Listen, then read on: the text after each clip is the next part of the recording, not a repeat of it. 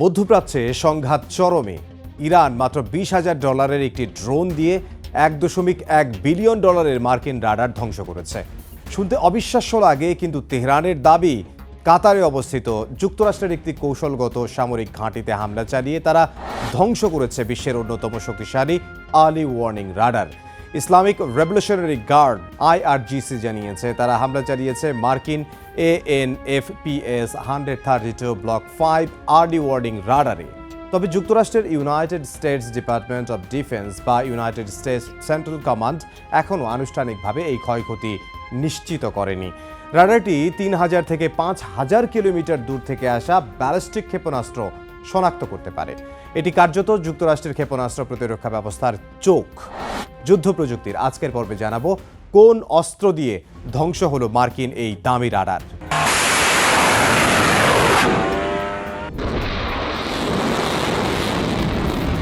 মোটরসাইকেলের মতো শব্দ, কিন্তু সেটা মৃত্যু।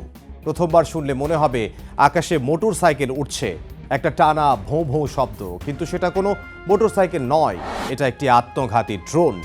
ছোট, সস্তা, কিন্তু ভয়ঙ্কর কার্যকর। নাম তার শাহেদ 136।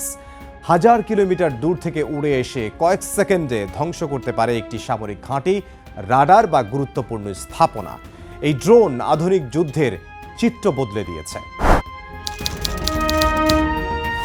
শাহেদ 136 হলো একটি লয়টারিং মিউনিশন, অর্থাৎ এটি এমন একটি অস্ত্র যা নির্দিষ্ট এলাকায় কিছু সময় চক্কর দিতে পারে, লক্ষ্য খুঁজতে পারে এবং লক্ষ্য নিশ্চিত হলে আঘাত হানতে পারে। সহজভাবে বললে এটি একটি উড়ন্ত বোমা। এটি তৈরি করেছে ইরানের শাহেদ এভিয়েশন ইন্ডাস্ট্রিজ। ড্রোনটি ছোড়ার পর নিজেই নির্ধারিত লক্ষ্যবস্তুর দিকে উড়ে যায়, লক্ষ্যে পৌঁছে বিস্ফোরিত হয়। এটি ফিরে আসে না, এটি একমুখী আক্রমণের জন্য তৈরি করা হয়। 2021 সালের দিকে এটি প্রথম অপারেশনাল হয় এবং অল্প সময়ের মধ্যেই বিশ্বের আলোচিত অস্ত্রে পরিণত হয় শাহেদ 136। শাহেদ 136 এর গঠন খুব জটিল নয়, কিন্তু কার্যকর। এটির দৈর্ঘ্য প্রায় 3.5 মিটার, পাখার বিস্তার প্রায় 2.5 মিটার। ড্রোনটির ওজন প্রায় 200 কেজি। 30 থেকে 50 কেজি বিস্ফোরক বহন করতে পারে শাহেদ 136 ড্রোন। এর পেছনে একটি প্রোপেইলার ইঞ্জিন বা ঘূর্ণায়মান পাখার ইঞ্জিন রয়েছে। প্রতি ঘন্টায় এই ড্রোনের গতি প্রায় 180 কিলোমিটার। সবচেয়ে গুরুত্বপূর্ণ বিষয় হলো এর পাল্লা। এটি 1000 থেকে 2500 কিলোমিটার পর্যন্ত উঠতে পারে, মানে একটি দেশ থেকে ছুড়লে অন্য দেশের গভীরে আঘাত হানা সম্ভব। এটি 6 থেকে 8 ঘন্টা পর্যন্ত আকাশে থাকতে পারে। এই ড্রোনের মূল শক্তি এর স্বয়ংক্রিয় নেভিগেশন ব্যবস্থা। এটি GPS এবং ইনার্শিয়াল নেভিগেশন সিস্টেম ব্যবহার করে। ছোড়ার আগে লক্ষ্যবস্তুর সমন্বয় সেট করে দেয়া হয়, তারপর এটি নিজেই উড়ে যায়। কোনো পাইলট নেই, কোনো লাইভ রিমোট কন্ট্রোল নেই। নিচ দিয়ে উড়ে রাডার এড়িয়ে যায়, লক্ষ্যে পৌঁছে সরাসরি বিস্ফোরিত হয়।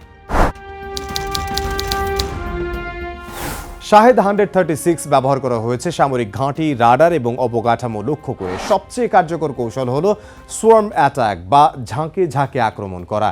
একসঙ্গে 10 থেকে 20টি ড্রোন ছোড়া হয়। আকাশের প্রতিরক্ষা ব্যবস্থা বিভ্রান্ত হয়ে যায়। কিছু ড্রোন ধ্বংস হলেও বাকিগুলো লক্ষ্যবস্তুতে আঘাত হানতে সক্ষম হয়। সবচেয়ে বড় বিষয় হলো এর কম খরচ। একটি ড্রোনের দাম $20,000 থেকে $50,000, কিন্তু এটি ধ্বংস করতে যে ইন্টারসেপ্টর ক্ষেপণাস্ত্র লাগে তার দাম প্রায় $1 মিলিয়ন বা তার থেকেও বেশি। এটাই হলো অসম যুদ্ধ। দূরপাল্লায় আঘাত হানতে পারে, খরচ কম, বড় পরিসরে উৎপাদন সম্ভব, রাডারে ধরা কঠিন, শব্দ দিয়ে মানসিক আতঙ্ক তৈরি করে।